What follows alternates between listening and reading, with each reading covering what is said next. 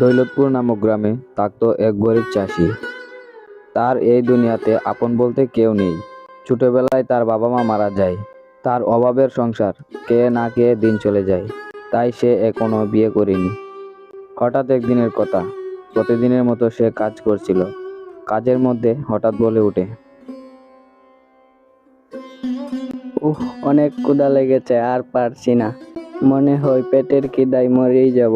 বাড়িতেও কোনো খাবার নেই, আর পকেটেও কোনো টাকা নেই যে কিছু কিনে খাবো। না খেয়ে আর একটুও কাজ করতে পারবো না। যাই গিয়ে দেখি দোকানে কিছু খেতে পারি কিনা।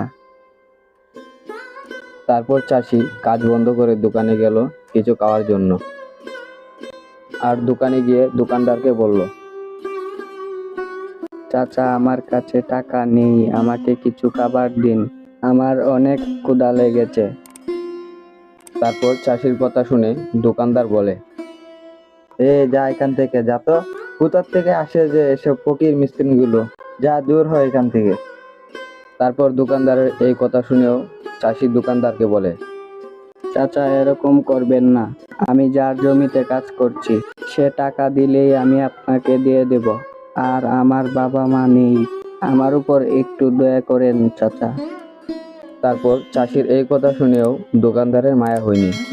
দোকানদার চাষিকে বলে, এসব ফকির টকিরে জ্বালায় আর পারি না। আচ্ছা ঠিক আছে, দাঁড়া।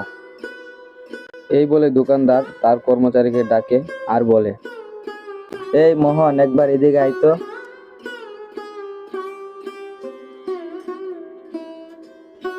হ্যাঁ মালিক, বলুন কি জন্য ডেকেছেন? এক কাজ কর, এক প্লেট খাবার বেঁধে দে। আর শুন, খাবারটার মধ্যে একটু বীজ দিয়ে দিস। তারপর দোকানদারের এই কথা শুনে তার কর্মচারী ভয় পেয়ে যায় আর দোকানদারকে বলে, কিন্তু মালিক, এই লোকের সাথে তো আপনার কোনো শত্রুতা নেই, তাহলে কেন মারতে চান এই লোককে? তারপর কর্মচারীর কথা শুনে দোকানদার বলে, মাস শেষে তোর বেতনটা ওই লোকে দেই নাকি আমি দেই?